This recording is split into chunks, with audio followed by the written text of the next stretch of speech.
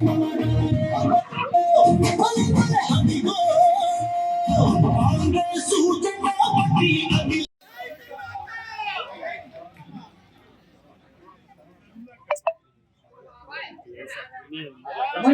గ్రామస్తులకి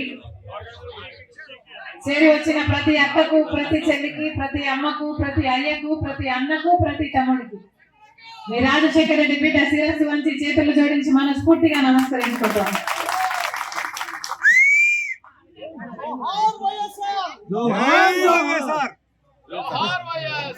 ఈరోజు ఇక్కడ ఒక రచ్చబండ కార్యక్రమం ఏర్పాటు చేయడం జరిగింది. ఈ రచ్చబండ కార్యక్రమం కోసం మీరందరూ మీ పనులు మానుకొని సమయం చేసుకొని ఇక్కడికి వచ్చారు. ప్రతి ఒక్కరికి మనస్ఫూర్తిగా కృతజ్ఞతలు చెప్పుకుంటున్నాం. ఇలాంటి ఒక రచ్చబండ రాజశేఖర రెడ్డి గారు ముఖ్యమంత్రిగా ఉన్నప్పుడు, రెండోసారి ముఖ్యమంత్రిగా ఎన్నికైన తర్వాత ఇలాంటి ఒక రచ్చబండకే రాజశేఖర రెడ్డి గారు వెళ్తూ హెలికాప్టర్ లో మరణించడం జరిగింది. మేము రాజశేఖర రెడ్డి గారు ఉన్న కాడి నుంచి కాంగ్రెస్ కార్యకర్తలమే. కాంగ్రెస్ జెండా మోసి రాజశేఖర రెడ్డి గారు వెనకాల సైనికుల్లా తిరిగిన వాళ్ళం మేము.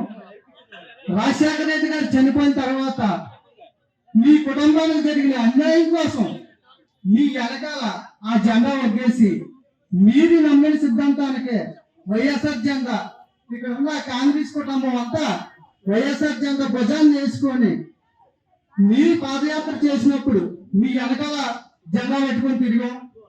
తర్వాత జగన్మోహన్ రెడ్డి గారు పాదయాత్ర చేసినప్పుడు ఆయన వెనకాల జెండా పెట్టుకుని తిరిగాం.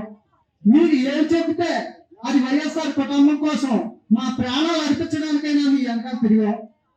తిరిగిందని మీరు 2000 మీరు పాదయాత్ర చేసేటప్పుడు అన్నగారు జైల్లో ఉన్నప్పుడు కాంగ్రెస్ పార్టీ ఏం చేసిందో మీరు చెప్పుకొచ్చారు. మీ మాటలకి ఏ కార్యకర్త కూడా వెనక జరగకుండా రాజశేఖర రెడ్డి కుటుంబానికి ఇంత అన్యాయం జరిగితే సామాజిక కార్యకర్తలుగా మన పరిస్థితి ఏంటని ప్రతి కుటుంబం కాంగ్రెస్ కుటుంబం వైఎస్ఆర్ కుటుంబం అయింది. అప్పటి నుంచి ఆ జెండా మోస్తున్నాం, మీరు చెప్పిందే చేస్తున్నాం. జగన్మోహన్ రెడ్డి గారి పరిపాలనలో ప్రతి పేదవారు అందరూ సుభిక్షంగా ఉన్నారు.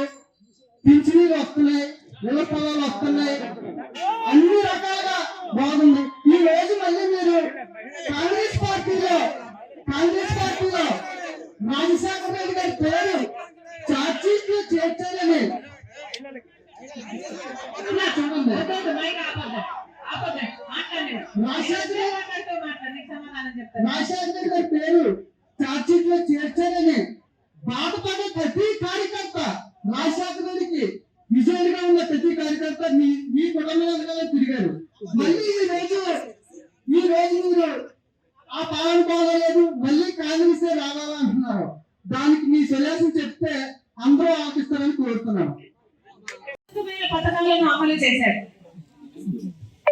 5 సంవత్సరాల తర్వాత 2009లో మళ్ళీ ఎన్నికలు వస్తే ఆ ఎన్నికల్లో గెలిచిన తర్వాత రాజశేఖర రెడ్డి గారు ఒక రచ్చబండ కార్యక్రమం ఇక శ్రీకారం చుట్టి నేను చాలా చోట్లకు, చాలా గ్రామాలకు రచ్చబండ కార్యక్రమానికి వెళ్ళాలి అని అనుకున్నారు. ఇలాంటి ఒక రచ్చబండే ఎక్కడైతే మహిళలు, వృద్ధులు, విద్యార్థులు, యువకులు ఇలాంటి వాళ్ళందరూ వచ్చి వాళ్ళ సమస్యలు ఏదైనా చెప్పుకోగలగాలి, ఆ సమస్యలన్నీ నేను పరిష్కరించగలగాలి అన్న ఉద్దేశంతో రాజశేఖర రెడ్డి గారు ఇలాంటి ఒక రచ్చబండ ఏర్పాటు చేసి ప్రతి చోటికి ఎన్ని చోట్లకు వీలైతే అన్ని చోట్లకు వెళ్ళాలి అనుకున్నాను.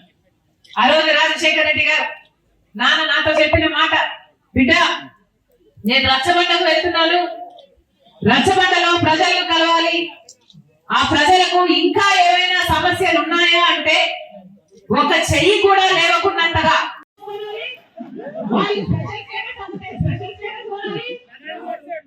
జై సర్వక ఎక్కడైనా వాగ్దానాలు అంటే అన్ని మద్య షాపులు ఉన్నాయి. ఇదే రాజశేఖర రెడ్డి గారి వారసత్వం, ఇదేనా రాజశేఖర రెడ్డి గారి ఆశయాలను నిలబెట్టడం అంటే?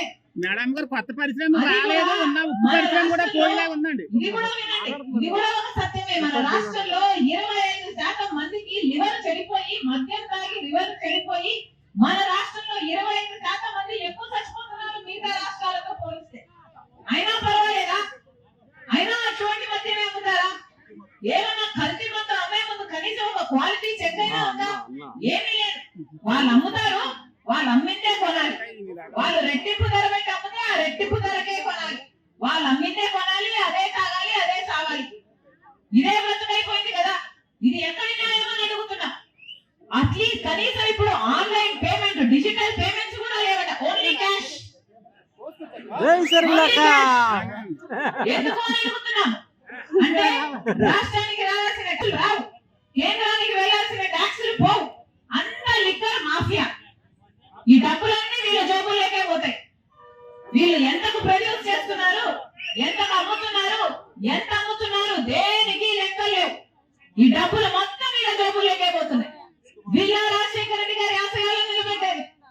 అందుకే చెప్తున్నా, ఈ రోజు రాజశేఖర రెడ్డి బిడ్డ ఆంధ్ర రాష్ట్రంలో రాజకీయాలు చేయడానికి అడుగు పెట్టింది అంటే ఎందుకు పెట్టింది? ఊరికే పెట్టలేదు కదా. ఇక్కడ నా పుట్టింటికి అన్యాయం జరుగుతుంది కాబట్టి రాజశేఖర రెడ్డి బిడ్డ ఆంధ్ర రాష్ట్రంలో అడుగు పెట్టింది. జై శర్మిలక్క. రైతుల భూముల కబ్జా ఇక్కడ కదా గిలగిలా కొట్టుకుంటున్నాడు, నా భూమి కబ్జా అయిపోయింది అని. ఎవరైనా పట్టించుకునేవాడు ఉన్నాడా? ఎవరు లేరు. ఆ రోజు ఇక్కడ ఇందాక తమ్ముడు చెప్పాడు, అమ్మా నువ్వే వచ్చావు మాట్లాడావు, అప్పుడు కాంగ్రెస్ పార్టీ ద్రోహం చేసిందని చెప్పావు, మీ పార్టీ జెండా ఎత్తుకున్నాం, ఇప్పుడు మళ్ళీ నువ్వే కాంగ్రెస్ పార్టీ జెండా ఎత్తుకోమంటున్నావు, ఇది ఎక్కడి న్యాయం అని అడిగాడు. అన్నా నేను ఒక మాట అడుగుతా. రాజశేఖర రెడ్డి గారు కాంగ్రెస్ పార్టీలో నాయకుడిగా ఉన్నాడు.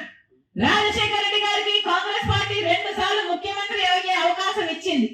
రాజశేఖర రెడ్డి గారు చనిపోయిన తర్వాత మనం ఏ రాజశేఖర రెడ్డి గారి పేరును ఎఫ్ఐఆర్ లో కాంగ్రెస్ పార్టీ చేర్చింది అని అనుకున్నామో అది అబద్ధం అని నా గుండె నమ్ముతుంది, నా మనసు నమ్ముతుంది. కాబట్టి ఈ రోజు కాంగ్రెస్ పార్టీలో చేరారు. ఊరికే చేరలేదు. నేను సోనియా గాంధీ గారిని, రాహుల్ గాంధీ గారిని పర్సనల్ గా కలిశాను.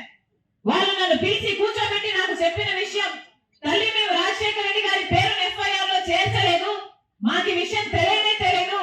ఒకటి ఆలోచించమ్మా, నా భర్త అంటే సోనియా గాంధీ గారు చెప్పిన మాట, తన భర్త రాజీవ్ గాంధీ గారి పేరు కూడా బొఫోర్స్ కేసులో ఆయన చనిపోయిన తర్వాత ఆయన పేరును పెట్టారు ఎఫ్ఐఆర్ లో. నాకు ఆ బాధ తెలుసు, నాకు ఎంత బాధగా ఉందో నేనే చెప్పగలను. అలాంటి విషయంలో నేను రాజశేఖర రెడ్డి గారి పేరుని ఎఫ్ఐఆర్ లో చేర్చాను